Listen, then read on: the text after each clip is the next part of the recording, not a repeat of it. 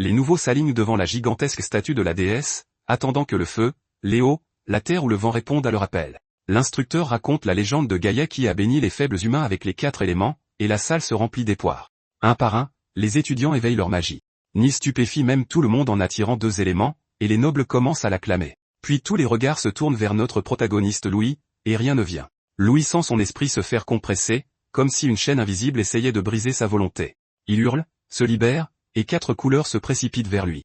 Pourtant, chaque fois qu'il tend la main, les lumières lui échappent. L'instructeur a un sourire narquois, confiant que le cercle de confinement et un orbe magique interdit sous la dalle de Louis l'écraseront en silence, mais caressant le piège. Louis brise la dalle, expose l'orbe, et un vortex aux 4 couleurs éclate. Même le directeur intervient car ce qui s'éveille en Louis n'est pas normal. Et quand le pouvoir éclate enfin, la glace et le vent explosent, transformant le temple en un cauchemar gelé. Alors, comment cela est-il arrivé? Un matin, une grande foule de candidats se rassemble à l'entrée de l'Académie des arcanistes de Candrea. Mais Louis n'est pas surpris, car il s'y attendait de la part d'une des meilleures écoles de formation d'arcanistes de l'Empire. Quand il entend quelqu'un crier son nom, il se retourne et voit ses parents, haletant d'épuisement, se plaignant qu'il les ait semés en chemin vers l'académie. Inquiète, sa mère, Laciela, lui demande s'il a apporté sa carte d'identité et l'avertit de faire en sorte que personne ne remarque la couleur de ses cheveux, mais il lui assure qu'il est bien équipé avec sa carte et sa teinture. Cependant, elle est toujours très anxieuse et suggère qu'il ne devrait pas passer l'examen, car elle a entendu dire que certains candidats meurent pendant ces épreuves, ce qui signifie que quelqu'un pourrait le cibler à cause de la couleur de ses cheveux. Son père, Julian, pose calmement sa main sur son épaule et lui dit que la seule façon de résoudre le problème de Louis est la magie. Il explique aussi que c'est la seule académie de l'Empire du Nord où les roturiers peuvent passer l'examen. L'Académie des arcanistes de Candria est la première institution établie par la famille royale de Candria et l'une des 10 grandes académies qui comptent les plus puissants grands maîtres de l'Empire comme professeurs. Certains diplômés de cette académie au cours des 10 dernières années sont devenus des gardiens, même ceux qui n'avaient pas d'origine noble. À la lumière de cela, Julian suggère que c'est l'environnement parfait pour que Louis apprenne la magie, et Louis confirme qu'il a raison avant de dire à sa mère, le feu dans les yeux, qu'il doit devenir un grand maître pour pouvoir obtenir la propriété de l'orphelinat de l'église. En entendant cela, Laciela est stupéfaite, mais elle se met soudain à pleurer en se traitant de mère terrible pour l'avoir laissé s'inquiéter pour l'établissement et pour ne pas pouvoir guérir sa fureur.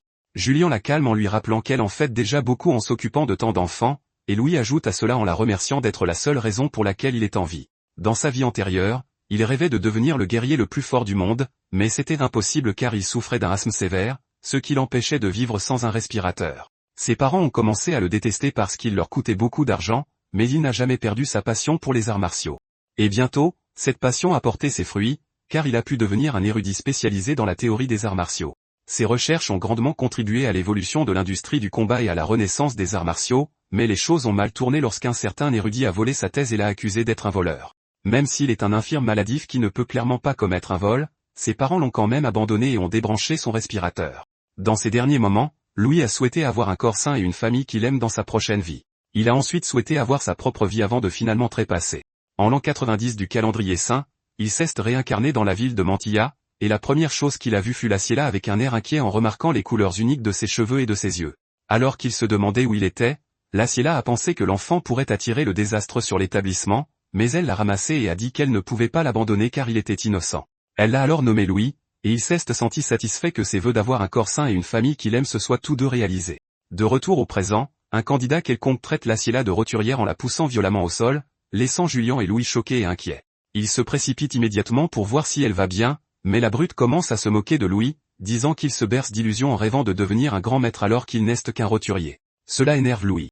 Alors, quand les brutes les insultent encore plus, il se lève, la vengeance dans les yeux, et se prépare à les combattre. Cependant, Julian retient son poing serré et lui dit de se concentrer sur l'examen pour le moment. Laciela lui rappelle alors qu'il a promis de ne pas causer de problème à l'école, et cela le laisse sans voix. Après s'être finalement calmé, il s'excuse auprès de sa mère de s'être emporté, mais cela déçoit les brutes nobles, qui partent donc chercher leur numéro pour l'examen. Alors qu'il s'éloigne, des chevaliers ordonnent à tout le monde de faire place car le seigneur Kane arrive. Puis entre Kane, l'héritier de la famille Aranka, et les gens sont absolument éblouis par son apparence charmante et étincelante. Alors que Louis regarde la brute et Kane, il se jure qu'il montrera à ses nobles qui est le patron. Quand Laciela se sent de nouveau mal à l'aise, il lui prend la main et lui assure qu'il réussira l'examen à coup sûr. Il va même plus loin en déclarant qu'il deviendra un grand maître, et cette déclaration pousse Kane à le dévisager. Alors que les brutes continuent de se moquer de lui, Louis s'élance en avant et se jure que dans cette vie, il deviendra le plus fort et protégera ce qui lui est cher. En le regardant, Laciela demande à Julian si Louis s'en sortira, car seulement 20 à 30 personnes réussissent l'examen chaque année. Et cette année-là, il y avait 20 000 candidats. Julian la rassure en lui disant qu'il s'en sortira car Louis est plus têtu que n'importe qui. Et une fois qu'il décide de faire quelque chose, il fonce tête baissée sans se soucier de ce que les autres pensent. Il lui rappelle ensuite que c'est leur rôle, en tant que famille, de le soutenir, et elle répond qu'il a raison. Pendant ce temps, Louis arrive dans la salle d'examen et se demande pourquoi tout le monde autour de lui est plus âgé. À ce moment-là, le superviseur de l'examen et directeur de l'académie, Aronian, annonce le début de l'épreuve tandis que des officiels en costume se tiennent devant les candidats. Louis se souvient que dans ce monde, les pratiquants d'arts martiaux arcaniques, appelés arcanistes martiaux, sont classés en 6 catégories. Le saint tout en haut, suivi du sage, puis du grand maître, du combattant et de l'apprenti. Comme le grand maître est le 3e rang le plus élevé, c'est la classe privilégiée du monde. Le directeur Aronian informe les candidats que la première épreuve consiste à monter les escaliers gardés par leurs aînés, ajoutant que les laissez-passer de la première épreuve sont placés juste derrière eux. Il révèle en outre qu'il y a 1000 laissez-passer au total, et que seuls ceux qui les obtiennent peuvent participer à la prochaine épreuve. Enfin, il annonce que l'examen se termine une fois que les laissez-passer sont épuisés, puis leur dit de commencer. Certains candidats pensent que l'examen est du gâteau, alors ils se précipitent sur un des aînés, mais celui-ci déchaîne une aura menaçante en leur souhaitant la bienvenue en enfer. Il libère alors un puissant champ de force magique qui les force à s'arrêter. Et après les avoir assommés, il est annoncé qu'ils sont tous disqualifiés. Pendant que tout le monde essaie de comprendre ce dont ils viennent d'être témoins, 2 candidats identifient l'aîné comme étant le seigneur Shit, le fils du ministre des Finances, et le meilleur scoreur de l'examen de l'année précédente. Soudain, Louis s'avance en expliquant à tout le monde que Shit a simplement libéré son aura pour les intimider, et que quiconque a une faible volonté ne serait pas surpris de s'évanouir de peur. Alors que Louis se tient devant Shit, ce dernier le félicite d'avoir du cran, mais déclare qu'il n'y a pas de place pour les roturiers, ce qui met Louis en colère. Il jure qu'il forcera Louis à s'agenouiller et libère une énorme vague d'aura, ce qui fait que les autres candidats se mettent à tousser à s'en vider les poumons. Cependant, Louis reste impassible et se souvient de tout l'entraînement qu'il a fait jusqu'à présent, ce qui le rend confiant en ses capacités. Quand Shit lui lance une rafale magique, il esquive et charge en avant, le poing serré. Les autres candidats regardent, bouche bée, Louis effrayé Shit en feintant un coup de poing, et il commence à se demander comment il a réussi cela sans utiliser la magie. Lorsque Louis ramasse le laissez-passer, Shit essaie de le frapper, mais il bloque avec son propre poing durci, le laissant choqué que le roturier ait contré son attaque sans magie. Le directeur Aronian empêche Shit de continuer son attaque et lui rappelle que l'académie traite tous les candidats de la même manière, quel que soit leur statut. Alors qu'il s'incline en signe de soumission, il félicite Louis d'avoir réussi l'examen, mais souligne ensuite que la couleur de ses cheveux est préoccupante. Louis est abasourdi, mais quand Aronian commence à se demander si la couleur de ses yeux est également inhabituelle, il rend ses yeux gris et les lui montre. Cependant, ces ruses ne trompent pas le directeur, qui pose sa main sur l'épaule de Louis et promet de préparer une potion spéciale qui cachera ses traits uniques s'il est admis. Louis sent que Aronian complote peut-être quelque chose, mais il sait que sa première priorité est de réussir l'examen, alors il lui dit qu'il va se préparer pour la deuxième épreuve. Alors qu'il s'éloigne, Shit le regarde avec colère, et il se demande pourquoi le directeur est intervenu dans un examen pour la première fois afin de protéger un simple roturier. Bouillant de rage, il jure qu'il n'oubliera jamais le nom de Louis. Bien plus tard, les candidats qui ont réussi la première épreuve arrivent au deuxième terrain d'entraînement de l'académie où on leur dit d'attendre le début du deuxième examen. Alors que Louis regarde les autres candidats discuter, il remarque que la plupart des 1000 candidats restants sont des nobles ayant reçu une éducation d'élite, et qu'il ne reste presque plus de roturiers. À ce moment-là, Shit le bouscule en passant avec ses camarades, et il prévient Louis que personne ne sera là pour l'aider la prochaine fois qu'ils s'affronteront. Au début, Louis n'est pas dérangé, mais quand un des amis de Shit prétend qu'il aurait été disqualifié sans l'aide du directeur, il sourit en les traitant d'idiots finis. Alors que Shit le regarde avec colère, il leur dit sans détour que le grand maître a un meilleur jugement qu'eux. Shit est tellement provoqué qu'il menace de l'assommer, mais Louis l'appâte encore plus avec un sourire nonchalant. Maintenant bouillant de rage, Shit essaie de le frapper, mais Louis contre-attaque en utilisant une technique d'arts martiaux à 2 doigts. Quand Shit remarque que son corps ne peut plus bouger, Louis révèle que le mouvement s'appelle la rupture du méridien et l'envoie valser en utilisant une autre technique de combat spéciale appelée frappe en point spirale, laissant ses 2 sbires en état de choc. Le bruit sourd de l'impact de Shit avec le sol attire l'attention de tous les autres candidats dans la pièce, et il essaie de reprendre son souffle. Quand ses amis viennent voir comment il va, il leur dit qu'il ne sent plus son bras et ne peut pas le bouger correctement, et jure de dénoncer Louis pour l'avoir empoisonné. Cependant, Louis nie les accusations d'empoisonnement en révélant qu'il a utilisé les arts martiaux et affirme que bien que sa mère lui ait demandé de se retenir, il avait été poussé à bout. Alors qu'il se prépare à porter un autre coup à Shit, il déclare que seules les personnes prêtes à être frappées elles-mêmes peuvent frapper les autres, mais Kane l'arrête et lui rappelle qu'il pourrait être disqualifié puisqu'ils sont en plein milieu d'un examen. Alors que Louis s'éloigne, les sbires de Shit se mettent à crier sur Kane pour son intervention, alors il leur rappelle qui il est, les faisant frissonner de peur. Shit décide de s'en aller, mais il fait remarquer que les roturiers et les nobles sont tous des déchets. Alors que les brutes vaincus partent, Louis les regarde depuis le mur sur lequel il est appuyé et conclut que tous les nobles sont les mêmes, car ils utilisent tous leur statut pour faire ce qu'ils veulent. Kain s'approche de lui et le félicite d'être fort et courageux avant de lui proposer de former une équipe avec lui. Cependant, des admiratrices interrompent leur conversation en proposant de faire équipe avec Kain, et bientôt, d'autres candidats l'assaillent, lui demandant tous d'être son coéquipier. Un des candidats qui observe demande à son ami comment le seigneur Kain attire autant l'attention alors qu'il est si jeune. Alors son ami l'informe qu'il est le jeune maître de la famille du sage Aranka, ce qui signifie que quiconque fait l'équipe avec lui est assuré de réussir. Louis commence à être intrigué, mais soudain le directeur apparaît d'une manière éblouissante et félicite les étudiants d'avoir réussi le test de volonté. Il révèle ensuite que la prochaine épreuve est le test de puissance et claque des doigts, faisant apparaître une marque brillante sur le corps de tous les participants. La grande majorité des candidats ne savent pas ce qu'est cette marque, mais Kain l'identifie comme une marque de l'attributaire. À ce moment-là, tous les candidats commencent à être attirés vers le sol, car leurs corps sont soudainement devenus beaucoup plus lourds. Aronian active un grand cercle magique autour de la zone et annonce que la deuxième épreuve exige des participants de se battre sur scène sous l'influence de la magie de la Terre. Alors qu'ils luttent contre la forte attraction gravitationnelle, certains candidats se plaignent de ne pas pouvoir se battre dans ces conditions, mais l'un d'eux fait remarquer que quelqu'un se promène comme si de rien n'était, et Kain remarque des empreintes de pas profondes sur le sol. Pendant ce temps, Louis, celui qui défie la gravité auquel ils font référence, monte facilement sur scène, laissant tout le monde perplexe. Aronian le félicite d'être à nouveau le premier, et Louis sourit en regardant les fils de magie de la Terre qui n'ont pas réussi à le retenir. Kain n'en croit pas ses yeux, car même lui, qui a reçu 3 ans d'entraînement de niveau maître, peine à se tenir debout. Alors que les autres candidats luttent, Aronian déclare que seuls ceux qui sont actuellement debout peuvent participer à la prochaine épreuve et utilise la magie pour créer une collection d'armes parmi lesquelles les candidats qualifiés peuvent choisir. Louis s'empare immédiatement d'une des épées et la fait tournoyer pour la tester. Alors que les autres candidats peinent à tenir leurs armes, Aronian les informe que quiconque sortira de la scène sera disqualifié sur le champ. Lorsque l'examen commence, il ordonne aux autres examinateurs de libérer ce qu'on appelle des slime-liés avant de disparaître. Après son départ, les candidats commencent à se demander ce que sont les slime-liés, mais Louis remarque quelque chose qui tombe des eaux. Lorsque les slimes atterrissent, il est révélé qu'ils obtiennent un point en bloquant une attaque de slime, 2 points en esquivant, et 5 points en battant un. Aronian révèle également que leur classement sera déterminé par les points gagnés dans cette épreuve, et que seuls les 100 meilleurs candidats passeront à la 3e épreuve. Certains candidats pensent que les slimes sont faciles à battre car ce sont des monstres de bas niveau qui ont l'air idiots. Mais lorsque l'un d'eux fonce sur un slime, celui-ci se propulse soudainement vers lui et lui démolit le visage. Il attaque ensuite un deuxième candidat et fonce sur un groupe de candidats pendant que les autres regardent, choqués. Bientôt, tout le champ de bataille devient un terrain de jeu pour les slimes qui encerclent et tourmentent les candidats. Bien que de nombreux candidats soient facilement mis KO, certains parviennent à esquiver et à bloquer les attaques des slimes, et les superviseurs de l'examen leur accordent donc des points. L'un des superviseurs mentionne que les examens de cette année incluent les jeunes maîtres des familles sages, les maisons Aronka et Durham, faisant référence à Kain et à une guerrière aux cheveux roux, et elle suppose qu'un nouveau record sera établi. Un autre examinateur ajoute qu'il y a aussi d'excellents roturiers parmi les participants et demande à Aronian si la personne qu'il a aidé plus tôt est un roturier. Aronian supposait que Louis leur montrerait quelque chose d'intéressant durant l'examen, mais le superviseur fait remarquer qu'il n'a pas bougé d'un seul pas.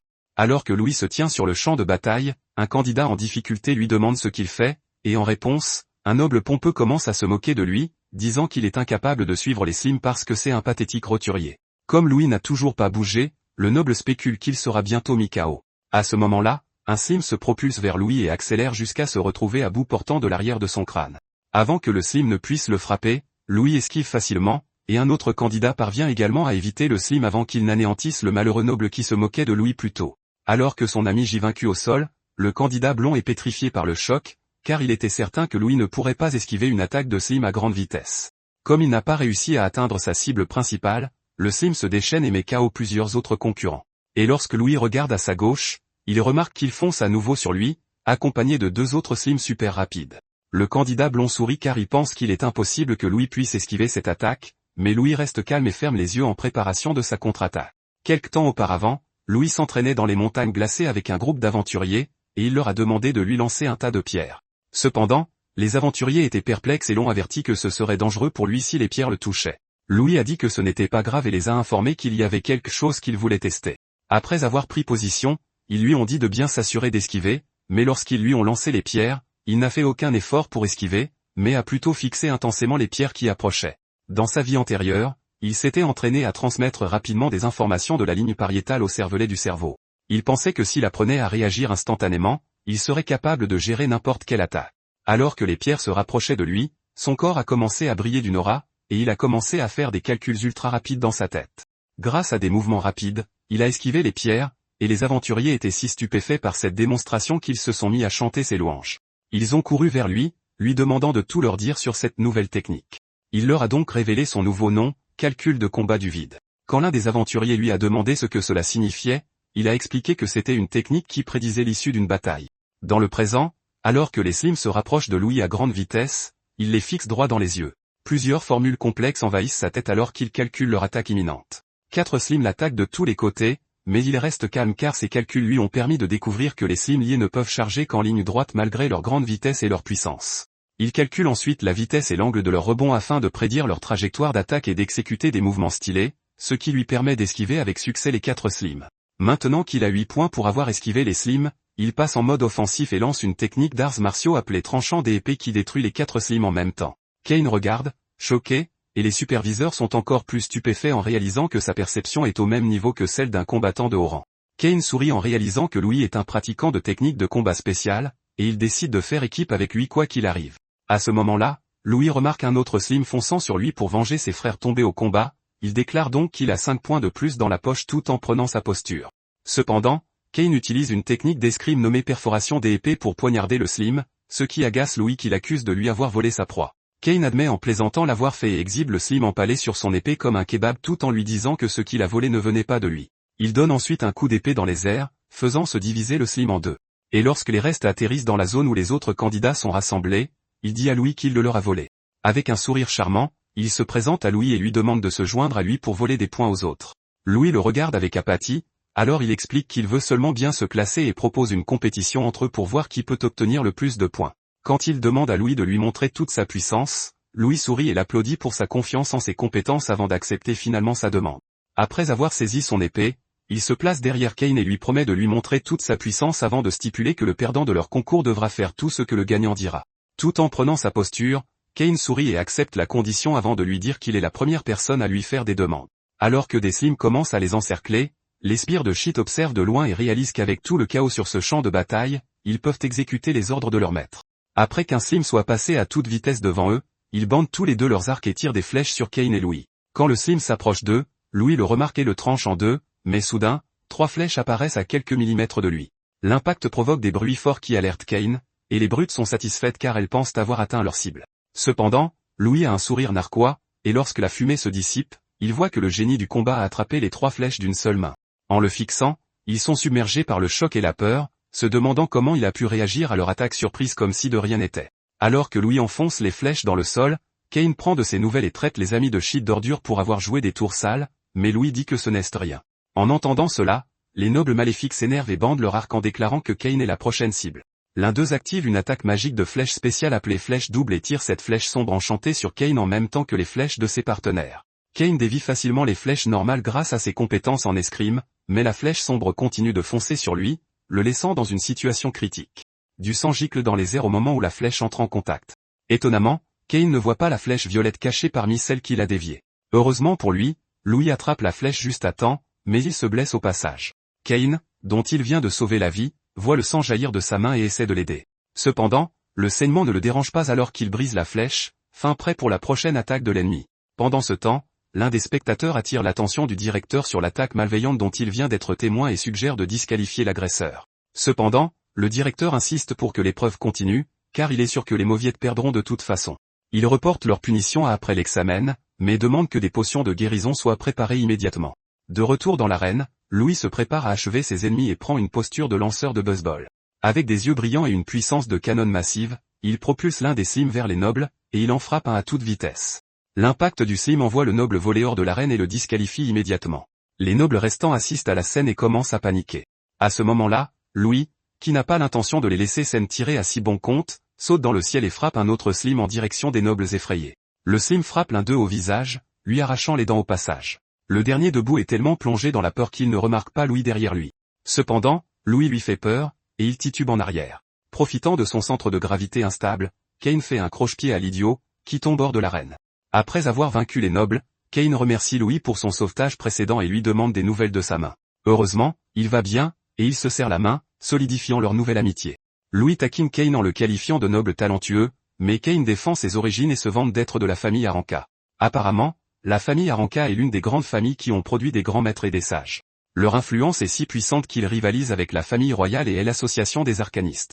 Réalisant que la famille de Kane n'est pas une plaisanterie, Louis retire son commentaire précédent, et ils se préparent tous les deux à affronter le reste des Slims. Cependant, le fait de voir Louis obtenir plus de points continue d'énerver certains nobles de basse classe, qui décident de laisser les Slims pour l'attaquer à la place. Ils se précipitent vers lui, tout en sachant que Kane est à ses côtés. Leur plan de faire d'une pierre deux coups se retourne contre lorsque des nobles de classe supérieure décident de protéger Kane. Ils affrontent les nobles de basse classe dans une bataille générale, tandis que Kane et Louis se protègent mutuellement. Au milieu de la bataille se tient une jeune fille aux cheveux roux qui, d'après son apparence, semble provenir d'une famille respectable. Elle appelle son amie, Miliana, qui est une roturière, et lui dit que c'est le bon moment pour faire souffrir les gens qui l'ont méprisée. La fille aux cheveux roux s'élance pour se joindre à la mêlée, et Miliana la suit. La bataille s'intensifie alors que Louis fait des saltos, esquivant les Slims et les attaques venant de toutes parts. Miliana entre aussi dans l'action et fait un croche-pied à l'un des nobles, tandis que la fille aux cheveux roux en envoie un autre volet contre les murs. À ce moment-là, un nouveau joueur entre en scène, et il s'avère être un type aux cheveux roux maniant un marteau massif. Le type, se prenant pour le dieu du tonnerre, balance son marteau sans pitié et dégage tous les obstacles sur son chemin. Selon lui, frapper les gens est bien mieux que de tabasser des Slims. Il pousse un cri énorme en balayant ses adversaires avec facilité. Pendant ce temps, les spectateurs commencent à être mal à l'aise, et ils suggèrent d'arrêter les examens. C'est dû au fait que la majorité des membres disqualifiés sont des nobles. Et si d'autres nobles sont disqualifiés, cela pourrait causer des problèmes pour l'académie. Cependant, le directeur ne s'en soucie pas car il pense que l'académie a ses propres règles. À ce moment-là, il déboule dans l'arène dans une lumière vive et radieuse et met fin au pandémonium. Il annonce que le deuxième examen est terminé et que les scores seront annoncés plus tard. Pendant la courte pause, les participants blessés sont soignés avec une potion de guérison, et l'effet de la magie de terre est éradiqué. Louis utilise aussi la potion de guérison, mais il est surpris de son efficacité. Malheureusement, c'est un objet très cher qui n'est pas abordable pour les roturiers comme lui. Après un moment, le directeur affiche le classement du deuxième examen, et tout le monde est surpris du résultat. Il s'avère que le nom de Louis n'est pas sur la liste, et cette nouvelle excite certains des nobles de Baran. Cependant, la liste affichée inclut les participants classés à partir de la 6e place. Selon le directeur, les 5 premiers du classement ont tous dépassé les scores records, et il a rapidement procédé à la mention de leur nom. À la 5e place se trouve Miliana Royce, une roturière talentueuse. Kane remporte la 4e place tandis que la fille aux cheveux roux, Faye Durahan, se classe 3e. Le nom de Kane ayant été appelé, Louis commence à être nerveux car le directeur ne l'a pas mentionné. Il commence alors à se demander s'il n'a pas été disqualifié pour avoir attaqué les nobles de Baran plus tôt. Cependant, ce n'est pas le cas car son nom est appelé en tant que deuxième du classement avec 887 points. La surprise résonne dans toute la salle qu'un simple roturier ait éclipsé tous les participants nobles. Kane, de son côté, félicite Louis pour son excellent travail. Et d'après leur pacte précédent, il doit faire quelque chose pour Louis. Il demande ce que Louis veut, mais Louis dit qu'il le demandera plus tard. À ce moment-là, le vainqueur du deuxième examen est révélé, Nilgun, qui a obtenu un score impressionnant de 888 points. Nilgun est le gamin aux cheveux roux qui cesse de déchaîner plus tôt avec son marteau massif. C'est aussi un roturier qui a réussi à se classer plus haut que tous les candidats nobles, y compris Faye, qui n'est pas prête à s'avouer vaincue. Elle promet de se battre contre Nil un jour pour tester sa force. Après l'annonce, les nobles de rang inférieur sont réprimandés par leurs aînés pour avoir laissé des roturiers les vaincre à l'examen. Même l'un des spectateurs est surpris que les premiers et deuxièmes du classement soient des roturiers, ce qui est sans précédent dans l'histoire de l'académie. Cependant, le directeur, qui semble s'en réjouir, lui dit que la vraie force n'a rien à voir avec le statut social, et c'est la raison pour laquelle la plupart des orphelinats du pays sont gérés par l'association des arcanistes. Le directeur dirige ensuite les participants vers le lieu suivant pour l'examen final. Alors qu'il se dirige vers l'endroit, Kane félicite Louis d'être si proche du premier et se demande qui est le plus fort entre Louis et Nil. Bientôt, ils arrivent au lieu de l'examen final, et le directeur les informe que l'épreuve sera un test de survie connu sous le nom de bataille royale des emblèmes. Pour cet examen, des emblèmes seront donnés à chaque participant, et ils seront téléportés dans différentes zones de la forêt. Leur but est de collecter autant d'emblèmes que possible en utilisant la méthode avec laquelle ils se sentent le plus à l'aise. Les participants qui perdent leurs emblèmes seront immédiatement disqualifiés, et seuls les 10 participants ayant le plus d'emblèmes seront admis à l'académie. Malheureusement, les règles du troisième examen signifient que Kane et Louis ne pourront pas travailler ensemble, alors ils se souhaitent bonne chance. Bientôt, les participants sont téléportés à un endroit différent, et Louis arrive à son emplacement. Il avance un moment en pensant que le troisième examen est le dernier obstacle à franchir pour l'admission. Avec une grande détermination, il se promet de gagner cette fois. Cependant, il est bientôt interrompu par un noble maniant une hache massive. Le type s'en prend à Louis pour avoir humilié les nobles lors du dernier examen, et à ce moment-là, 2 nobles maniant des lances apparaissent également derrière lui. Louis en remarque aussi un autre sur une branche d'arbre, maniant une arbalète.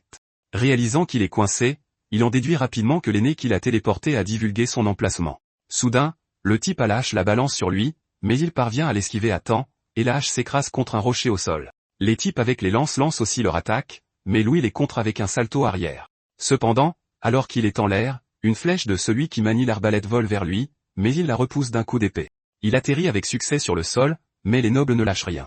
Ils l'attaquent de front, mais Louis démontre la différence de leur niveau. Il esquive leurs coups avec fluidité, mais une flèche arrive à nouveau. Il la dévie avec son épée, mais une attaque de lance se profile derrière. Heureusement, il réagit à temps et l'esquive à nouveau. Ces réactions rapides commencent à frustrer les nobles, mais il n'abandonne pas. Louis, de son côté, est aussi frustré car il ne peut pas lire les trajectoires de la flèche devant.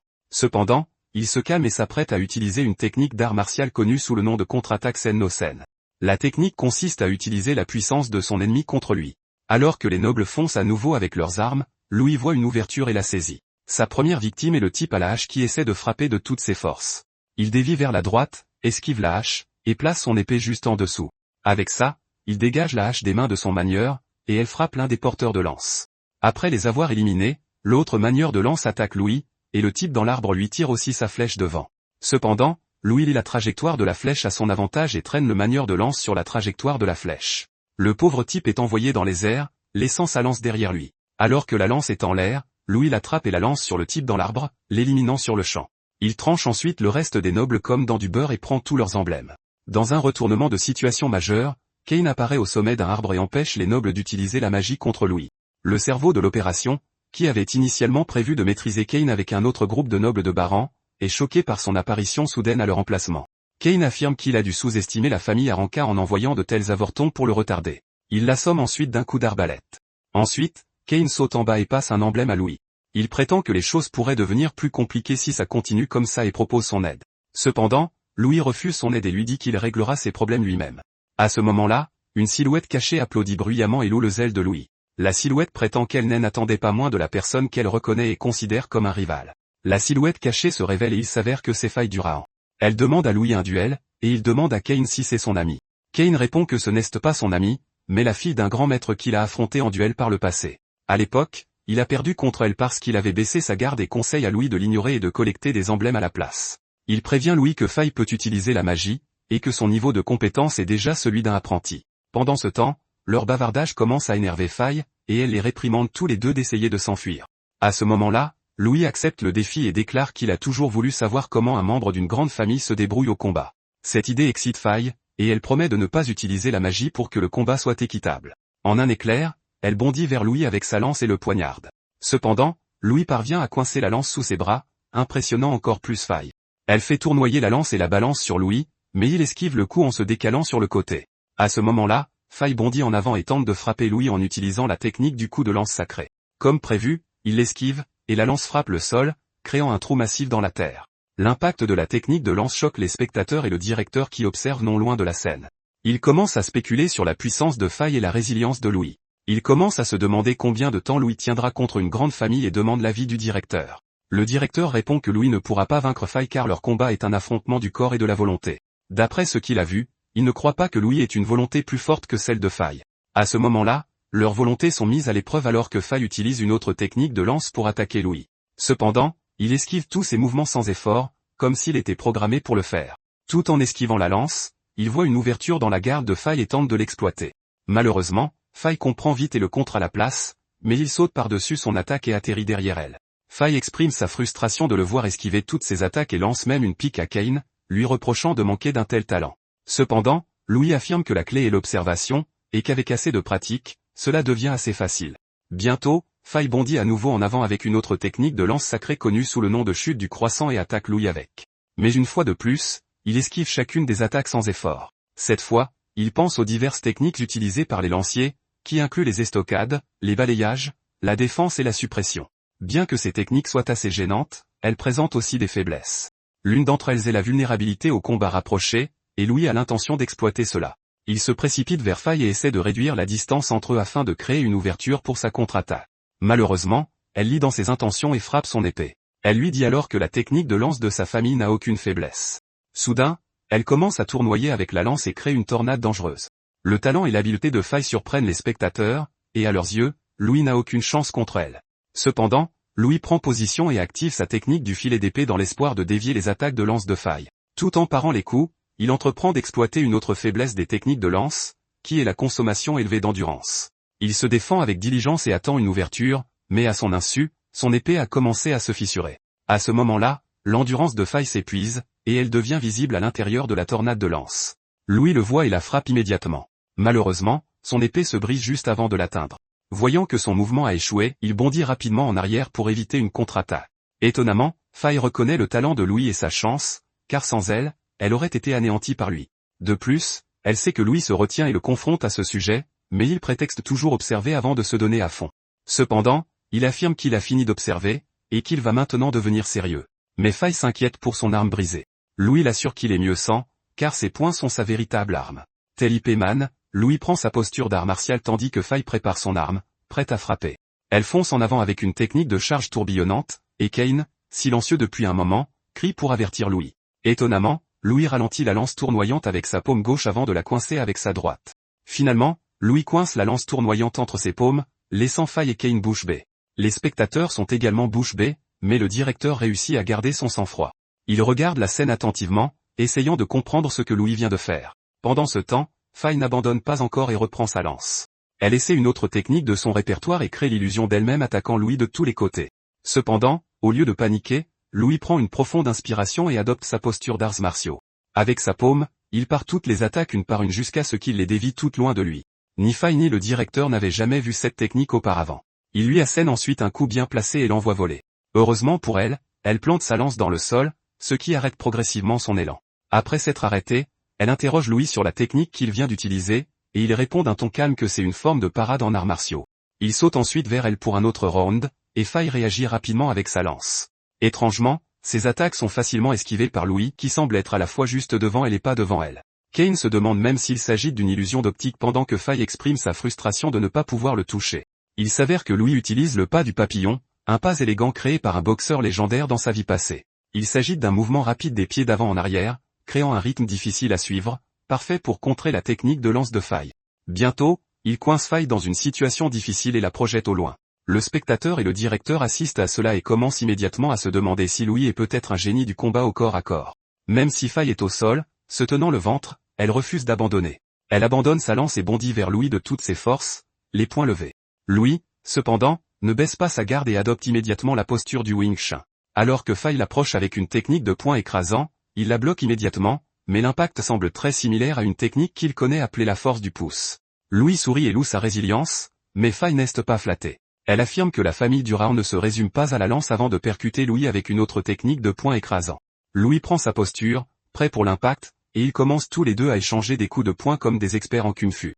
Étrangement, l'excitation de Louis commence à devenir incontrôlable car combattre un adversaire puissant à sa guise est tout ce qu'il a toujours imaginé. Alors que le combat s'intensifie, il commence à en vouloir plus, et bientôt ses yeux deviennent rouge sang, tout comme son cœur. Il bondit vers Faye avec une aura d'intention meurtrière extrême suintant de son corps. Faye lève les yeux vers sa silhouette imposante et est terrifiée par ce qu'elle voit. Ce qu'elle voit est un démon avec d'énormes crocs, la gueule grande ouverte, prêt à l'avaler. Soudain, elle n'est plus capable de bouger son corps assez vite pour esquiver le coup de Louis. Cependant, elle réussit quand même à bloquer son coup de poing, mais l'impact l'envoie voler contre un arbre. Le directeur remarque également l'aura étrange émanant de Louis et se demande ce que c'est. Les nobles restants qui ont vu Faye s'écraser contre un arbre sont furieux qu'un roturier ait vaincu une noble d'une grande famille. Ils essaient de riposter, mais ils sont soudainement frappés par une sensation étrange, qui force l'un d'eux à vomir. Le gars se demande pourquoi il s'est soudainement senti mal. Mais après avoir vu Louis dans son aura démoniaque, tout a commencé à prendre sens. Un noble plus âgé et jaloux, Chit, observe le duel de loin avec son ami blessé, Brian, et ils sont forcés d'admettre que Louis est bien plus fort que prévu. Cette prise de conscience remplit Chit de colère car son plan pour éliminer le roturier a complètement échoué. Brian conclut alors que Louis doit être éliminé à tout prix. Se souvenant de la vieille légende, il pense que laisser quelqu'un comme Louis en vie pourrait devenir un problème plus tard et espère mettre fin à sa vie le plus tôt possible. Pendant ce temps, le carnage de Louis continue alors qu'il fonce droit sur Faye. Riant hystériquement, le maniaque la roue de coups et l'envoie voler, la faisant à nouveau cracher du sang. Ensuite, il se téléporte jusqu'à elle en plein vol et l'écrase au sol avec une série de puissants coups de poing. Faye maintient à peine sa garde et encaisse les attaques incessantes tout en pensant à l'augmentation explosive de la force de Louis. Comprenant l'écart qui les sépare, elle conclut qu'elle n'a aucune chance de gagner. À ce moment-là, elle est confrontée à l'aura terrifiante du poing de Louis, et sa vie défile devant ses yeux. Refusant d'accepter le destin imminent, Faye active rapidement sa technique d'arcane martial, le point de feu, dans une tentative désespérée de contrer le coup de Louis. Cependant, l'attaque de Louis la submerge et l'envoie voler une fois de plus, s'écrasant à travers les arbres alors qu'elle tournoie dans les airs. Soudain, Louis reprend ses esprits et réalise qu'il s'est à nouveau perdu. Il regarde sa main brûlée et réfléchit à la nature de la magie, mais Kain arrive précipitamment pour vérifier s'il va bien. Sorti de nulle part, Sheet s'avance et annonce à voix haute la disqualification de Louis, affirmant que son emblème a été détruit pendant le combat. Il ordonne à Louis de partir immédiatement, mais Kain tente de discuter, insistant sur le fait que c'était clairement un accident. Sheet révèle alors que le directeur a tout vu et exige que Louis quitte immédiatement le terrain d'examen. Avant que Louis puisse répondre, Faye prend la parole et dit à cette ordure de noble d'arrêter, mais le fait qu'elle soit encore consciente choque Louis. Sheet l'accuse d'essayer d'aider le roturier à tricher, mais Faye le fait taire sans hésitation. Elle s'excuse ensuite auprès de Louis d'avoir accidentellement utilisé la magie pendant le combat, ce qui stupéfie Kain, qui n'aurait jamais imaginé qu'elle puisse s'excuser auprès de qui que ce soit. Cependant, Louis s'excuse aussi d'être devenu fou furieux plus tôt, mais elle balaie cela d'un revers de main, affirmant que ce n'est pas grave. Comme il l'a forcé à utiliser la magie, Faye admet sa défaite et espère qu'ils pourront avoir un autre match après leur inscription. À ce moment-là, Sheet se moque de ses paroles, soulignant que Louis n'a que 4 emblèmes. Imperturbable, Faye sort sa réserve d'emblèmes et les remet à Louis en récompense de sa victoire. Cela en ajoute 10 de plus à sa collection, et Faye fait valider le décompte par le noble furieux. Elle fait équipe avec Kain pour éliminer les plus faibles sur le terrain d'examen et s'assurer que personne n'ait assez d'emblèmes pour disqualifier Louis. Kain, qui est sur la même longueur d'onde qu'elle, accepte sa suggestion, et ils partent rapidement commencer leur conquête. Alors qu'ils partent, Kain la taquine car il a toujours pensé qu'elle n'était que musclée sans cervelle, mais elle est plus préoccupée par l'obtention de plus d'emblèmes. Peu de temps après, un examinateur s'approche de Louis et l'informe de sa disqualification, l'escortant dehors. Sheet espère ne plus jamais revoir le roturier, mais Brian fait remarquer que Louis pourrait encore réussir si le plan de Faye fonctionne. Soudain, Sheet se souvient qu'il n'est pas rare qu'un candidat meure par accident pendant l'examen. Brian le regarde élaborer des plans sinistres pour mettre fin à la vie de Louis et se demande quelle est la véritable identité de Louis à cause de la sensation troublante qu'il a ressentie plus tôt. Plus tard dans la journée, Louis remet les emblèmes à l'examinateur et réfléchit au fait que les arts martiaux seuls ne peuvent rivaliser avec la magie. Il espère apprendre à l'académie pour pouvoir fusionner la magie et les arts martiaux. Cette nuit-là, en rentrant chez lui, Louis réfléchit à la manière d'expliquer ses vêtements abîmés à sa mère, et il passe devant une personne suspecte. Alors qu'il réfléchit, l'assassin tente de l'éliminer furtivement par derrière. Réagissant instantanément, Louis contre-attaque avec un puissant coup de talon arrière qui envoie l'assassin voler en arrière. L'assassin demande à Louis comment il l'a remarqué, et il répond calmement que l'odeur du sang sur lui est impossible à cacher. Soudain, d'autres assassins apparaissent, et leur chef se demande pourquoi Louis est si détendu pour quelqu'un qui est sur le point de perdre la vie. Les 3 assassins encerclent Louis, et ils décident de se donner à fond après avoir remarqué leur force. Mais la présence plus forte cachée dans les buissons attire son attention. Agacé, le chef des assassins reproche à Louis d'être distrait pendant leur combat et fonce sur lui avec une dague enduite de magie, déclarant qu'il sera bientôt 6 pieds sous terre en un rien de temps s'il continue comme ça. Face au chef des assassins qui fonce droit sur lui à toute vitesse, Louis esquive les rapides coups de poignard qui lui arrivent dessus. Ensuite, il saisit la main de l'assassin et contre-attaque en le projetant violemment au sol. Cependant, l'adversaire se rétablit rapidement, recule et se retire pour rejoindre ses compagnons. Il reconnaît alors l'exactitude des informations qu'il a reçues sur les capacités de haut niveau de Louis, mais Louis se demande de quoi il peut bien jacasser. Après avoir loué les compétences de Louis en combat au corps à corps, il se demande à voix haute comment Louis Sen sortirait contre la magie. Sans attendre de réponse, il fait signe à sa troupe de commencer l'assaut magique. À ce moment, 3 assassins tirent des flèches de vent de leurs arbalètes sur Louis. Heureusement, il réagit rapidement et les esquive, puis porte son attention sur les arbres voisins qui ont été touchés. En observant les dégâts, il évalue la puissance destructrice des flèches de vent. Sachant qu'il n'a d'autre choix que d'aller de l'avant, Louis prend une profonde inspiration pour activer une technique de respiration qui utilise le QI de son corps pour amplifier sa force physique et lui conférer une vitesse explosive. Il fonce alors sur eux, mais leur chef ignore ses efforts et ordonne une autre vague de flèches de vent. Cependant, Louis esquive habilement les tirs, et les assassins perdent rapidement sa trace. À leur grande surprise, Louis descend d'un haut et assène un coup de pied puissant qui envoie le chef s'écraser au sol, puis se retire immédiatement tout en évitant d'autres flèches de vent. Furieux, le chef ordonne à ses hommes d'arrêter Louis, et sorti de nulle part, un autre assassin apparaît soudainement derrière Louis et lance un coup de pied haché surprise. Heureusement, Louis perçoit à temps l'attaque furtive et la bloque, bien que l'impact envoie une vive secousse dans ses bras. Il se ressaisit rapidement et lance un regard furieux au nouvel ennemi, qu'il considère comme une menace plus sérieuse. Avant que Louis puisse réagir davantage, il se rend compte qu'il est encerclé et peine à esquiver les flèches de vent qui fusent de toutes les directions. Incapable d'échapper aux attaques incessantes, Louis est touché et perd connaissance. Les assassins poussent un soupir de soulagement et commentent à quel point il est impressionnant qu'un roturier ait tenu aussi longtemps. L'un d'eux s'approche pour l'achever, mais Louis se réveille brusquement et l'élimine sur le champ. Il s'empare alors de l'arbalète du type et tire des flèches de vent sur les autres assassins. 2 assassins sont abattus, mais le plus fort part facilement le tir. Réalisant que Louis faisait semblant d'être inconscient, il applaudit son exploit impressionnant. Louis lui demande alors pourquoi il n'est pas ému après avoir perdu ses subalternes, mais le type louche se fiche des faibles. À ce moment précis, Louis lui tire dessus d'autres flèches de vent, mais ses compétences d'esquive sont d'un tout autre niveau. Il se jette sur Louis et forme un marteau magique à partir de rien. En attaquant, il avoue qu'il voulait prendre Louis comme disciple, mais les ordres de son employeur ne lui laissent pas le choix. Louis essaie d'encaisser la lourde attaque avec son corps, mais celle-ci l'envoie valser. Toujours en l'air, l'adversaire se déplace instantanément à ses côtés et révèle que la capacité de Louis dépasse peut-être celle d'un apprenti, mais que ce n'est pas suffisant pour affronter un combattant de rang supérieur. Ensuite, il invoque à nouveau le marteau magique et écrase immédiatement Louis au sol. Sans lui laisser le temps de récupérer, l'assassin continue son assaut, déchaînant des vagues d'attaques magiques. Quand la poussière retombe enfin, l'assassin est surpris de voir que Louis est toujours en vie, mais le jeune homme tenace tient bon en position défensive malgré ses blessures. Visiblement en souffrance, Louis déclare que ça ne se terminera pas là, mais l'assassin n'est pas de cet avis. De plus, il affirme que personne ne peut sauver Louis du sort funeste qui l'attend alors qu'il matérialise un autre marteau magique. Incapable de bouger, Louis panique en regardant l'ennemi qui essaie de l'envoyer dans l'au-delà. L'assassin attaque avec sa compétence d'arcane martial appelée marteau céleste, et à ce moment-là, la vie de Louis défile devant ses yeux. Il se souvient de son objectif d'apprendre la magie et de protéger sa famille à l'orphelinat. Sans se soucier des répercussions, il décide de changer son destin, et l'aura qui l'entoure change immédiatement. Il contre-attaque avec son pouvoir mystérieux, qui tient l'attaque de l'assassin à distance. Étonnamment, la collision et la lutte de pouvoir déclenchent une explosion massive. Quelques instants plus tard, Louis tousse en étant allongé sur le sol, et l'assassin se demande à voix haute pourquoi il a étrangement l'impression de combattre un égal. Comprenant la raison pour laquelle Louis est pris pour cible, il lève une fois de plus son marteau magique, déterminé à en finir avec ce qu'il considère maintenant comme un monstre. Sorti de nulle part, une voix autoritaire ordonne à l'assassin de s'arrêter, et un violent vortex de vent l'interrompt rapidement avant qu'il ne puisse transformer Louis en pâté pour poisson. Alors qu'il bat en retraite, d'autres vortex de vent le piègent instantanément sur place et l'écrasent avec une pression écrasante. Incapable de s'échapper, l'assassin hurle de douleur alors que la magie immobilise complètement son corps. Désorienté par la tournure soudaine des événements, Louis se demande ce qui se passe, et sorti de nulle part, le directeur Aronian arrive et le félicite d'avoir réprimé son accès de fureur. Il tend à Louis une potion magique à boire et tourne son regard perçant vers l'assassin épuisé.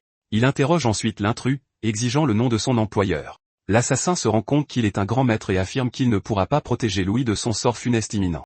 Il rit hystériquement et affirme que ce n'est que le début avant de se faire exploser. En voyant cet incident troublant, le directeur Aronian se demande si la guilde des assassins est impliquée, puis espère qu'il se fait des idées. Pendant ce temps, Louis remarque les effets de la potion et est stupéfait par son pouvoir de guérison, car elle répare aussi complètement ses os fracturés. Il demande alors au directeur Aronian si sa présence est une simple coïncidence et se demande à voix haute pourquoi il est toujours là juste à temps pour le sauver. Le directeur décide de remettre la discussion à plus tard, une fois qu'ils seront arrivés chez lui, et Louis commence immédiatement à paniquer car il est déjà tard et sa mère serait inquiète. Sans perdre une seconde, il se précipite vers la maison pendant que le directeur Aronian invoque une créature mystérieuse nommée qu'il est, la chargeant du nettoyage. Ailleurs dans la ville de Mantia, située dans la partie nord de l'empire de Candria, 2 nobles interpellent Laziela. Utilisant la meule réparée comme excuse, ils la harcèlent pendant qu'elle attend le retour des enfants. Laziela explique calmement qu'elle ne fait qu'attendre, mais les nobles ignorent ses paroles et continuent d'avancer avec la mauvaise intention de l'agresser. Heureusement, Louis arrive juste à temps pour arrêter ces abrutis. Laziela se réjouit de son retour, mais est choquée par son état mal en point. Louis lui demande si elle va bien, mais elle est plus préoccupée par ses vêtements déchirés et le sang qui s'y trouve. Alors qu'il tente d'inventer des excuses pour apaiser ses inquiétudes, les nobles le menacent avec leur seigneur et le combattant, Georges. À leur grande surprise, le directeur Aronian arrive en plein vol, et en descendant, il s'attaque au malentendu. Il se présente ensuite et met la pression sur ses crapules pour qu'elles partent. Voyant qu'il est un véritable grand maître, les nobles s'inclinent et fichent le camp. Le directeur Aronian se tourne alors vers Laziela et lui révèle qu'ils doivent avoir une discussion. Peu après, Laziela le fait entrer dans leur maison, mais il remarque la meule dont les crapules se plaignaient plus tôt. Il se demande comment elle fonctionne automatiquement sans magie et, après un examen plus attentif, se rend compte que des choses comme ça se trouvent un peu partout. Laziela lui offre des fruits et attribue tout le mérite à Louis, dont les créations ont facilité leur vie. Elle demande alors s'il a commis un crime pour justifier la visite du directeur, mais le directeur Aronian révèle que c'est tout le contraire. De plus, il souligne à quel point Louis est talentueux, ce qu'il n'a vu que dans les écritures de Gaïa. Autrefois, pendant le règne tyrannique des monstres, un génie guidé par la déesse a émergé parmi les humains. Il a créé l'arcane martial après avoir compris l'essence des éléments et, après 5 ans, il a vaincu les monstres avec ses compagnons et a sauvé l'humanité de la catastrophe. Par la suite, Ce jour est devenu le jour reconnu et célébré comme le jour de la libération, et ce type est appelé le premier héros dans les écritures de Gaïa. Tandis que Lassiela fait l'éloge du prétendu sauveur, Louis affirme que cela n'a pas été consigné dans les légendes populaires, mais le directeur Aronian insiste sur le fait qu'il en existe une. Cependant, il révèle que le premier héros avait les cheveux et les yeux noirs, un secret connu des plus hauts responsables de l'humanité. Apparemment, la folie dans son cœur l'a submergé, et il a commis un péché grave qui a justifié son effacement de l'histoire. Cette révélation surprend Louis, qui se demande s'il possède également cette folie intérieure. Le directeur Aronian ajoute que chaque pays élimine les personnes aux cheveux et aux yeux noirs pour éviter tout incident. Il confronte alors Louis sur le fait qu'il se soit teint les cheveux, et Lassiela en prend immédiatement la responsabilité, révélant la raison innocente pour laquelle elle le lui a fait faire. Elle commence à énumérer les qualités de Louis, mais il l'arrête, affirmant que le directeur a d'autres intentions, car le grand maître aurait pu le tuer s'il l'avait voulu. Impressionné, le directeur Aronian loue sa prévoyance, remarquable pour son âge, et en déduit que le jeune garçon a dompté sa folie intérieure. À leur grande surprise, le directeur considère Louis comme le nouveau héros, même en cette ère de paix. Alors qu'il saisit un fruit par télékinésie, il parle de l'obscurité qui rôde constamment sous la surface et décide de guider Louis sur le droit chemin après avoir été témoin de ses capacités. Il lance soudainement le fruit à Louis, et le jeune homme imperturbable le rattrape sans effort. Suite à cela, le directeur Aronian dit qu'il a réussi le test grâce aux efforts de Faye et Kane pour faire échouer la plupart des autres candidats. Ensuite, il demande à Louis d'être son disciple à l'académie, mais celui-ci demande avec enthousiasme ce que le directeur fera s'il devient fou furieux plus tard. Instantanément, le fruit dans la main de Louis est coupé en morceaux, ce qui le choque. Froid comme la glace, le directeur Aronian répond qu'il l'enverra personnellement au créateur si cela se produit. Alors qu'il travaille dans la cour le lendemain matin, l'un des frères et sœurs adoptifs de Louis le félicite d'avoir reçu une invitation personnelle du directeur Aronian, mais Louis y voit aussi un avertissement. Le frère jacasse à propos des frais de scolarité de l'académie pendant que Louis pense au lien qu'il a avec le héros légendaire. Il se remémore les paroles du directeur et se demande s'il peut vraiment leur faire confiance. Avant que le directeur Aronian ne parte la nuit précédente, Louis lui a demandé en privé pourquoi il avait tout révélé à Lassiela, la rendant anxieuse. Il a prétendu que l'ignorance ferait d'elle un fardeau, mais Louis n'était pas de cet avis. Le directeur Aronian a alors dit qu'elle devait savoir, car sa famille serait en danger si son identité était révélée. Avant de s'envoler, il a dit à Louis de devenir plus fort car ce n'était que le début de ses épreuves.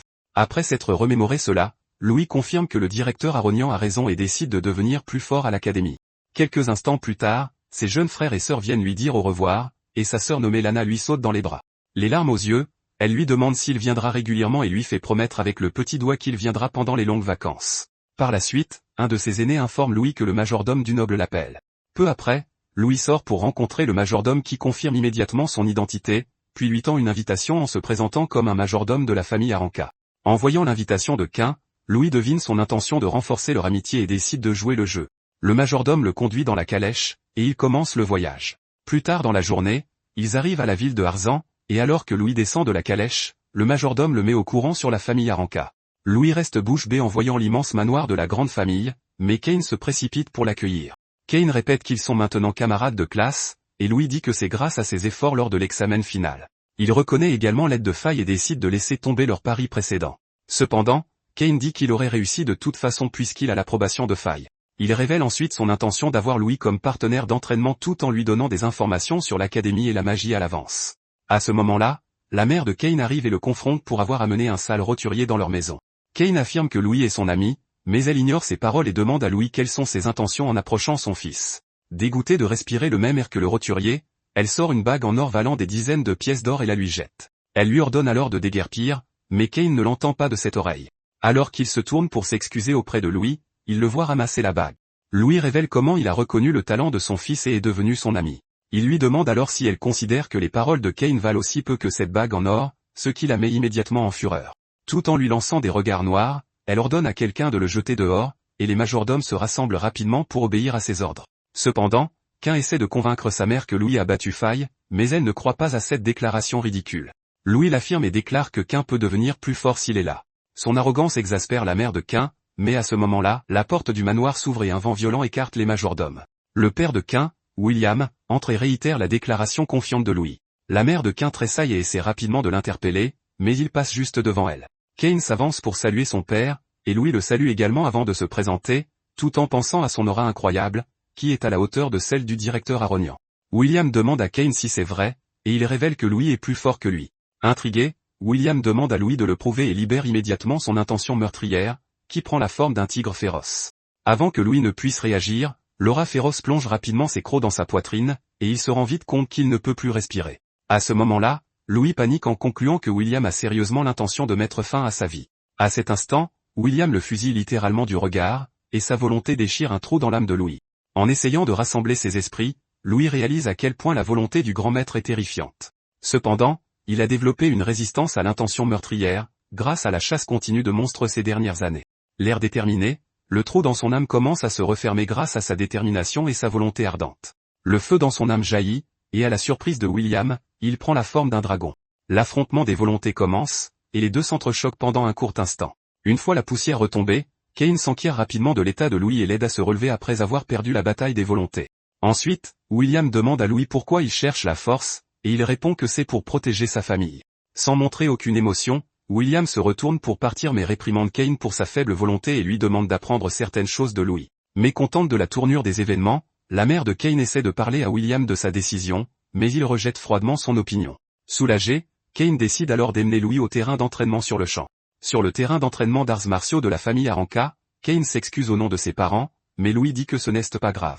Il parle ensuite de l'attitude extrême de William et essaie de soulager les inquiétudes de Cain en reconnaissant son talent. Cependant, Cain prétend que Louis est bien plus apte à être le fils de la famille Aranka, mais Louis voit tout l'incide comme un test de William pour le bien de Cain. Il se demande à voix haute si c'est la manière de William de montrer son amour, et ces mots rappellent des souvenirs à Cain. En repensant à sa vie, Cain ne sortait pas souvent du manoir quand il était petit, et il n'avait que des souvenirs de manger, dormir et s'entraîner. Apparemment, William souhaite faire de lui un grand sage comme son grand-père. Cain réalise bientôt qu'il a toujours voulu la reconnaissance de son père. Mais en cours de route, le manoir est devenu une prison tandis que son statut et ses talents l'enchaînaient. Le jeune homme n'a cessé d'aspirer au monde extérieur et à la liberté, comme les oiseaux traversant le continent. Malheureusement pour lui, il est trop faible pour un monde où seule la force compte. Alors qu'il prend une rapière dans l'inventaire, il note que brandir sa lame est le seul moyen de briser ses chaînes. Suite à cela, Cain révèle que son père est également un diplômé de l'académie et décide de devenir plus fort pour obtenir la permission de vivre librement.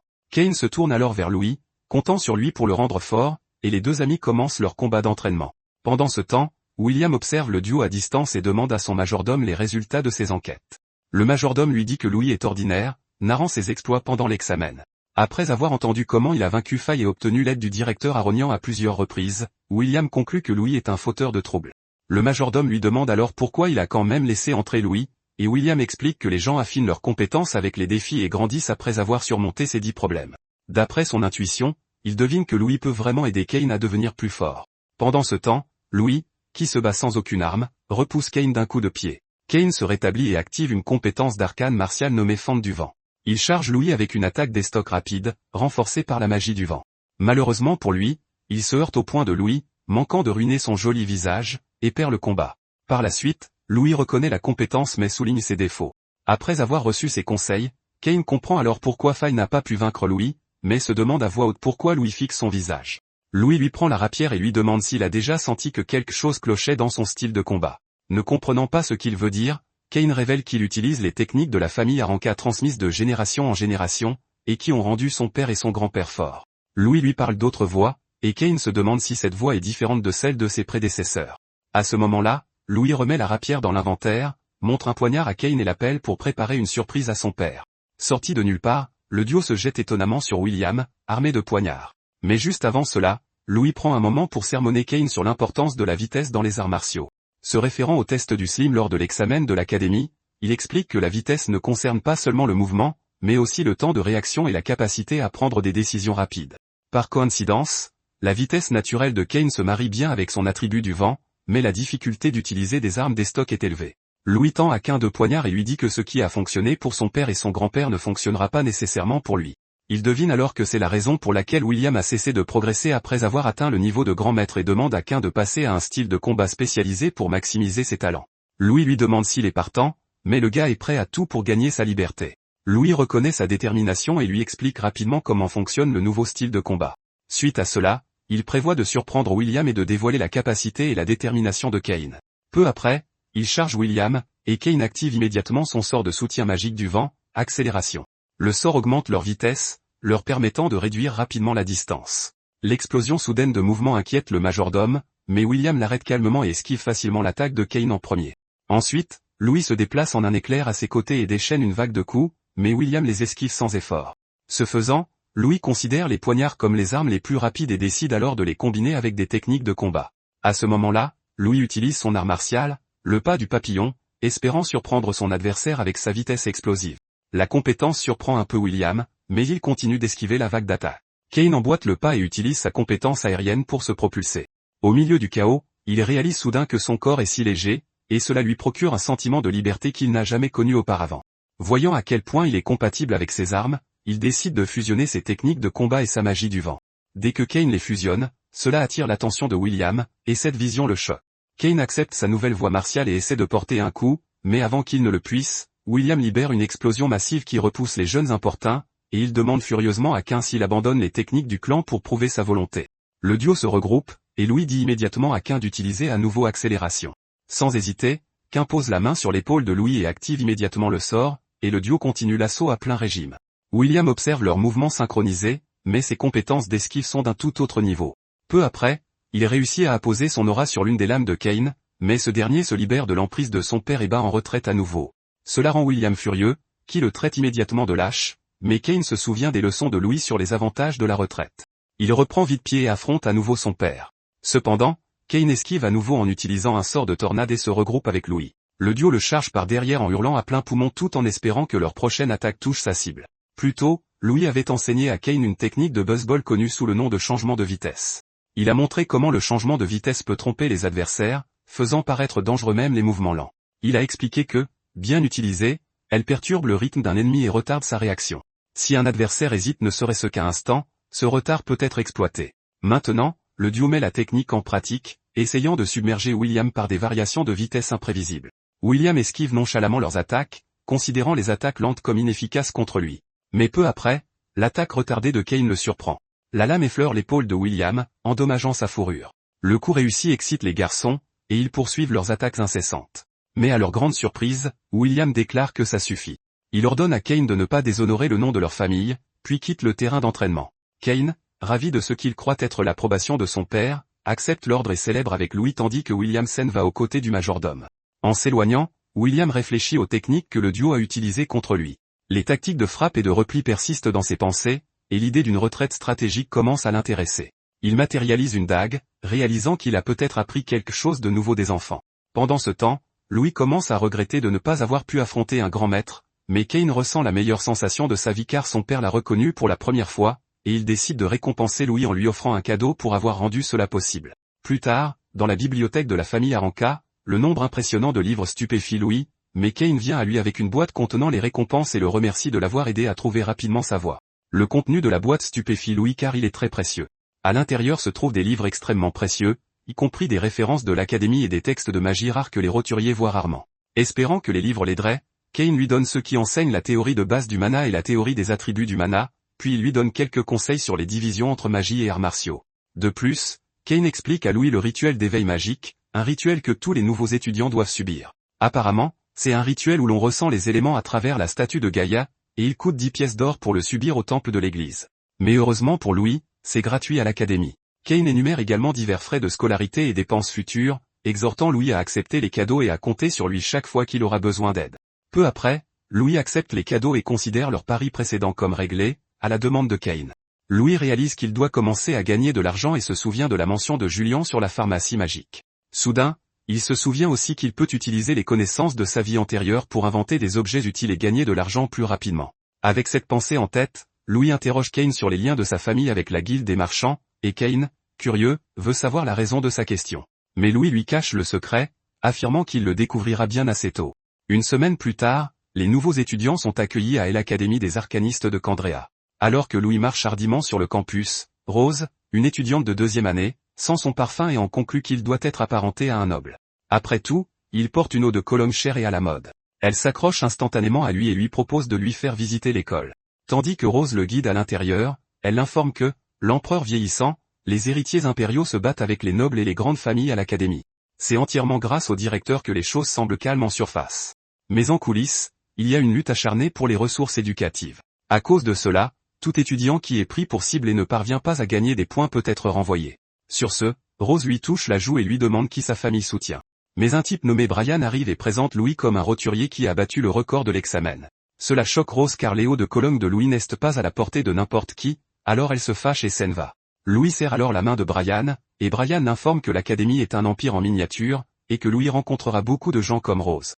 Soudain, Kane appelle Louis, et dès que Brian le voit, il s'éloigne. Surpris, Kane demande à Louis de quoi il a parlé avec Brian, et Louis mentionne qu'ils se sont seulement salués. Là, il apprend que Brian est le fils du chancelier. Derrière eux, deux visages familiers apparaissent, et Faye, l'une d'entre eux, traite Brian de faible et dit qu'elle ne l'aime pas. Kane s'énerve contre elle et lui crie dessus pour l'avoir indirectement traité de faible. Elle dit à Kane que la seule façon pour elle de le reconnaître est qu'il soit aussi fort que Louis. En la voyant, Louis la remercie pour son aide à l'examen, mais elle le repousse et lui dit qu'il a réussi par ses propres moyens. Elle lève le poing vers lui, jurant qu'elle gagnera la prochaine fois qu'ils se battront, ce qui contrarie Kane, qui lui crie dessus de l'ignorer et de ne parler qu'à Louis. Après un petit échange, Miliana entraîne Faye, lui disant qu'elles doivent continuer leur inscription. Juste après leur départ, Kane tend à Louis une énorme bourse remplie de pièces d'or, disant que c'est la part de Louis. Cela choque Louis qu'il ait pu gagner autant avec les instructions qu'il a données à Kane. À l'époque, Kane avait rendu visite à Louis qui avait apporté des échantillons du parfum qu'il avait créé à la compagnie commerciale du village de Berna. Au début, Kane n'était pas sûr qu'un si bon parfum se vendrait aussi bien, mais maintenant, après avoir vu le succès de Léo de Cologne, il se demande s'il devrait le faire essayer à sa mère.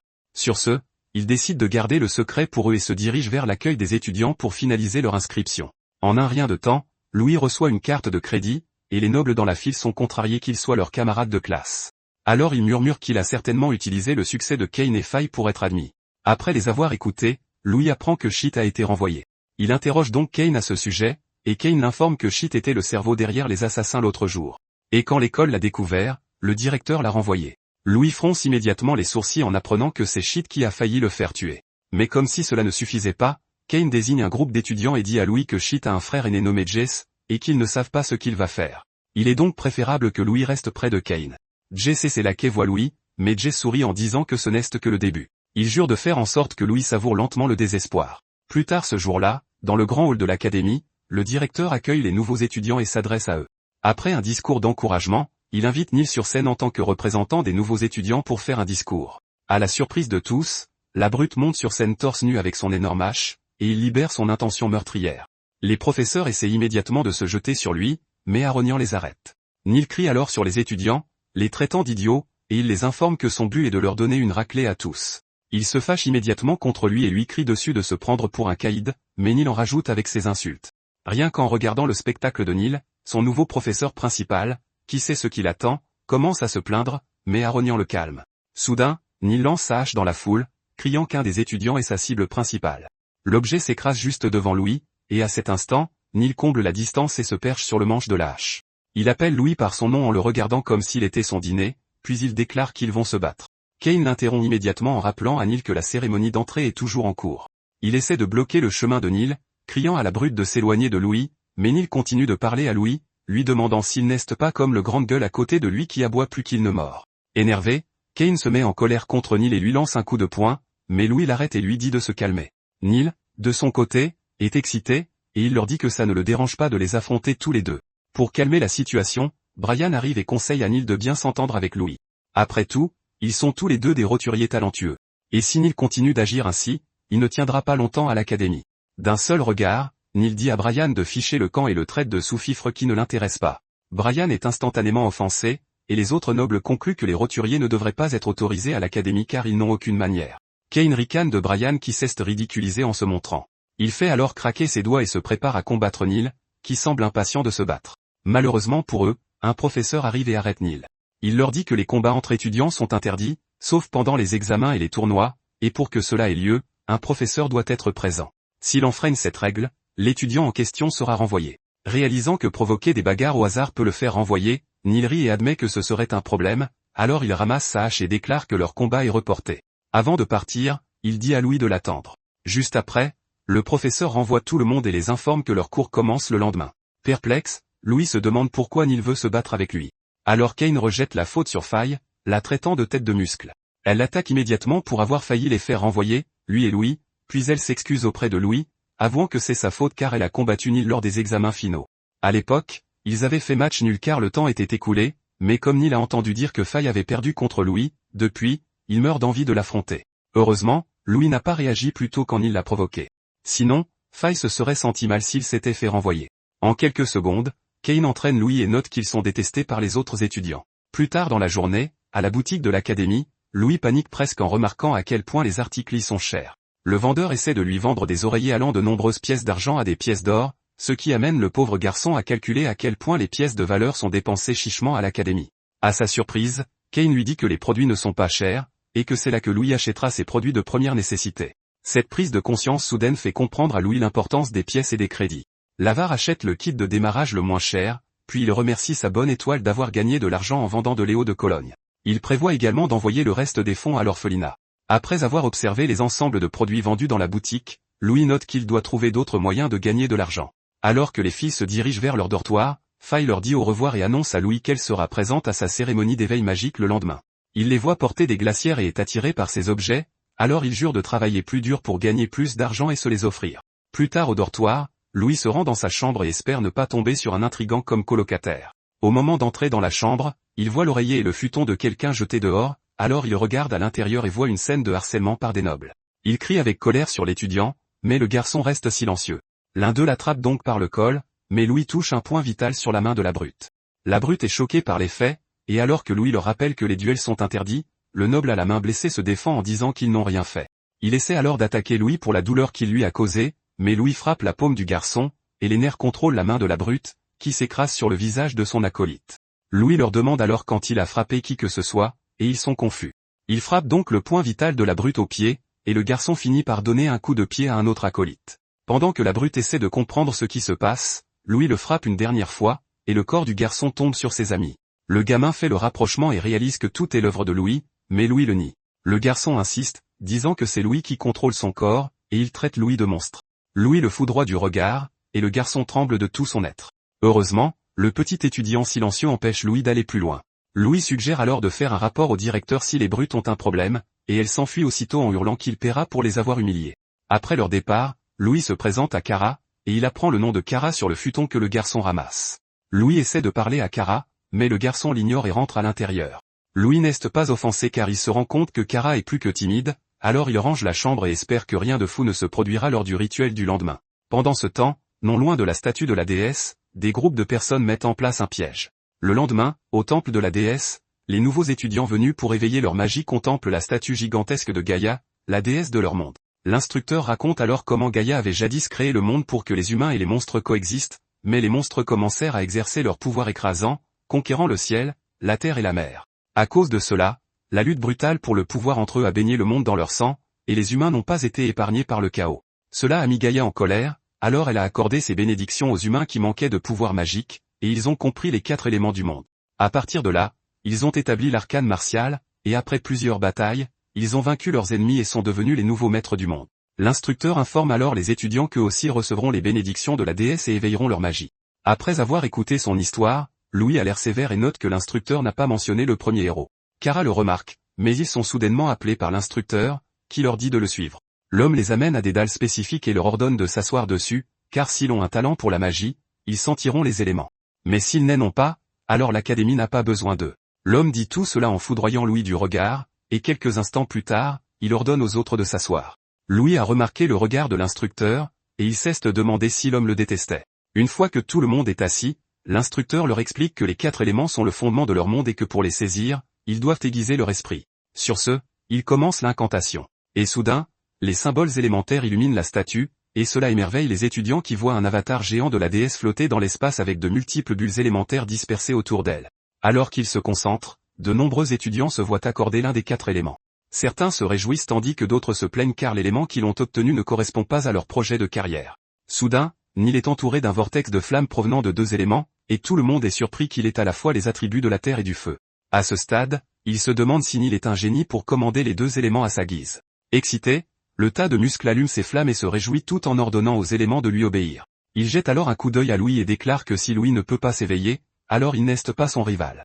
Il dit donc que Louis ne doit pas le décevoir. Les autres suivent son regard, et ils s'attendent à ce que Louis les surprenne également. Mais ils voient qu'il n'y a aucun élément autour de Louis. Le pauvre garçon, de son côté, se concentre très fort, et il se demande pourquoi il ne sent rien. Au début, il se demande si c'est parce qu'il n'est pas de ce monde, mais il se souvient alors avoir senti un étrange petit pouvoir lorsqu'il s'est entraîné avec Cain. À cet instant, Louis sent que son esprit est en train d'être pollué, alors il déclare que sa volonté ne se brisera pas si facilement. Le garçon crie et brise la prison mentale qui étouffait ses pensées. Immédiatement, 4 couleurs de lumière se rassemblent autour de lui, ce qui stupéfie l'instructeur car il se souvient avoir mis en place un cercle magique sur la dalle où Louis est assis pour couper l'esprit du garçon de l'extérieur. Louis essaie alors de toucher l'une des couleurs de lumière, mais elle le fuit. Il essaie alors encore et encore de les attraper, mais il échoue. Confus, le garçon se demande pourquoi il peut les sentir, mais pas les toucher. L'instructeur qui l'observe toujours sourit en coin, notant que Louis a complètement tort s'il pense qu'échapper à la barrière mentale est suffisant pour s'éveiller. L'homme douteux mentionne que le cercle de confinement et l'orbe d'interdiction magique sont ce qu'il a utilisé pour Louis parce que des gens voulaient écraser Louis. Et comme ils ont payé l'instructeur pour cela, il ne peut pas reculer, alors il attend que le rituel se termine pour que Louis puisse désespérer. Après plusieurs heures, d'autres étudiants s'en vont, mais Louis et Kara méditent encore, alors les nobles se moquent de Louis et le traitent de déception. Kara, de son côté, sent que quelque chose ne va pas, alors il informe Louis qu'il y a un piège sous ses dalles. Sans perdre de temps, Louis brise la dalle et voit l'orbe d'interdiction magique juste en dessous. Confus, il se demande ce qu'est cette orbe, mais Kara, qui est sur le point de sortir, dit à Louis de se dépêcher. Bien que Louis soit curieux, il s'éloigne des dalles brisées et se concentre. Et à ce moment, les étudiants encore présents dans le temple sont surpris de voir les 4 couleurs de lumière former un vortex autour de Louis. Surpris, l'instructeur se demande comment Louis a pu s'éveiller car même un maître ne devrait pas être capable de briser le cercle de confinement et l'orbe d'interdiction magique. L'homme essaie alors d'agir, mais sorti de nulle part, le directeur Aronian apparaît et lui dit de ne pas bouger. Les autres étudiants qui n'ont pas vu Louis s'éveiller sont surpris de voir le directeur, alors ils en concluent qu'il est venu voir Louis qui avait du mal à s'éveiller. Certains se demandent même s'il y a un secret entre Louis et le directeur. Alors que l'instructeur regarde Aronian s'éloigner, il maudit à voix basse car leur plan a été déjoué et presque exposé à cause de l'arrivée du directeur. Donc, plus tard dans la soirée, il rencontre Jess et l'informe que leur plan a échoué. De plus, par précaution, l'instructeur avertit Jess de ne pas le contacter pour le moment. Tout ce que Jess peut faire, c'est maudire Louis de s'en être tiré. Pendant ce temps, dans le temple, Aronian contacte Kiley pour qu'il continue de surveiller les mouvements de Sid car il ne veut pas que des étrangers sèment le chaos dans leur académie. Après s'être débarrassé de l'obstacle, Aronian observe Louis et laisse le garçon découvrir par lui-même comment manipuler les éléments. Louis, de son côté, observe les boules de lumière et note qu'elles sont exactement comme Kane les avait décrites. À l'époque, quand Kane l'instruisait sur les éléments, Louis a appris que la raison pour laquelle les monstres pouvaient utiliser les éléments dès la naissance, contrairement aux humains qui devaient s'éveiller, était qu'il avait des cristaux magiques en eux. Chaque cristal contient différents pouvoirs élémentaires, et c'est pourquoi ces monstres pouvaient contrôler différents éléments. Quant aux humains, ils accomplissent le rituel d'éveil après avoir été approchés par un élément, et ils ne peuvent utiliser la magie qu'en manipulant les éléments environnants. Kane a lancé un cristal magique à Louis tout en expliquant qu'il fallait entraîner son esprit et son corps juste après avoir été reconnu par l'élément. Curieux, Louis a demandé si les cristaux magiques étaient les éléments, mais Kane l'a informé que tout dans le monde est composé d'éléments. Quand Louis ouvre les yeux, il voit l'élément s'approcher de lui, alors il essaie de le toucher.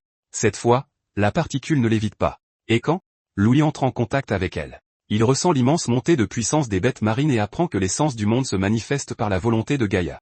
Le vortex entourant Louis commence à devenir incontrôlable. Alors Aronian, qui l'observe de près, active immédiatement le sceau de la barrière de la déesse, ce qui amène la déesse à piéger Louis dans une barrière composée des 4 éléments. Immédiatement, la teinture des cheveux de Louis s'estompe, laissant apparaître ses cheveux noirs. Heureusement, la barrière produit une lumière vive qui empêche les étudiants choqués de voir Louis.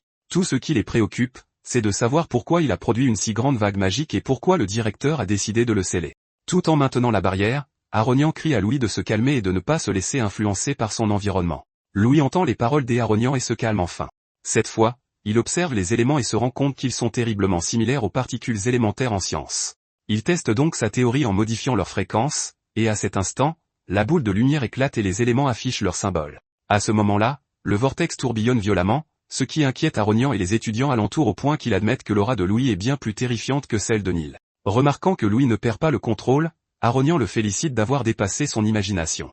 En observant attentivement les éléments, Louis conclut que l'essence magique est la même que celle des particules élémentaires, et grâce à cela signifie que les humains pourraient être capables d'utiliser la magie aussi facilement que les monstres.